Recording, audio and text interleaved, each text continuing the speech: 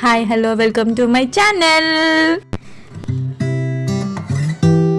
ఏం చేస్తున్నా అనుకుంటున్నారా? ఈ రోజు సింపుల్ గా చేపల పులుసు ఎలా పెట్టుకోవాలో చూపిస్తా. సింపుల్ గా అంటే తెలుసుగా, రూమ్స్ లో ఉండే బ్యాచిలర్స్ కి కూడా. అమ్మో చేపల పులుసా ఇదో పెద్ద పనే అని కాకుండా చిటికలో అయిపోయేలా చెప్పేస్తా. ఇక్కడ నేను 1/2 కిలో బొచ్చి చేపని తీసుకుంటున్నా. ఈ సైజు ఉండేలా చూసుకోండి. ఇప్పుడు బౌల్ తీసుకొని 1/2 టీ స్పూన్ పసుపు, 1/2 టేబుల్ స్పూన్ కారం, 1/2 టేబుల్ స్పూన్ సాల్ట్ వేసి కలపండి. ఇప్పుడు అందులో చేప ముక్కల్ని వేసి బాగా కలపండి. దీన్ని ఒక 30 మినిట్స్ పక్కన ఉంచుకోండి. ఇప్పుడు ఇందులో 80 ml ఆయిల్ తీసుకోండి. ఆయిల్ హీట్ అయిన తర్వాత 1/2 టీ స్పూన్ ఆవాలు తీసుకోండి. ఆవాలు ఫ్రై అయిన తర్వాత 1 కప్పు ఆనియన్స్, 3 పచ్చిమిరపకాయలు, 2 రెమ్మల కరివేపాకు వేసి లైట్ గోల్డెన్ కలర్ వచ్చేంత వరకు బాగా ఫ్రై చేయండి. ఇదేంటి ఇంత ఎక్కువ ఆయిల్ వేసేసింది అనుకుంటున్నారా? ఎక్కువేం కాదండి, ఆయిల్ ఉంటేనే టేస్ట్ ఉంటుంది. సో నాన్ వెజ్కి మనం ఆయిల్లో తగ్గేదేలే. ఓకే, ఇప్పుడు 1.5 టేబుల్ స్పూన్ సాల్ట్. ఇక్కడ నేను 3 టేబుల్ స్పూన్ కారం వేస్తున్నాను. మీరు అంత కారం తినకపోతే కొంచెం తగ్గించుకోండి. మనం ఆల్రెడీ చేపలకి ఉప్పు కారం కలిపి ఉంచాం కాబట్టి చూసుకొని మీరు ఎంత తినగలిగితే అంతే వేసుకోండి. అంటే ఒకరు సాల్ట్ తక్కువ తింటారు, ఒకరు ఎక్కువ తింటారు, ఒకరు కారం తక్కువ తింటారు, ఒకరు కారం ఎక్కువ తింటారు.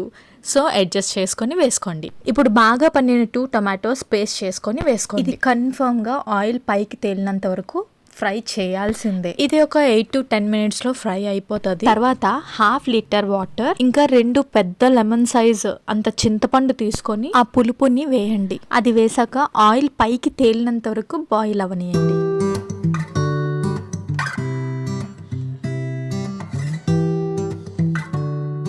బాయిల్ అయిన తర్వాత మనం ముందుగా ఫిష్ లో ఉప్పు కారం వేసుకొని పెట్టుకున్నాం చూడండి, అవి ఇప్పుడు వేసేయండి. వేసేయడం అంటే ఏదో అలా వేసేసాము కాదు, ఒక్కొక్కటి తీసుకొని జాగ్రత్తగా సర్దండి.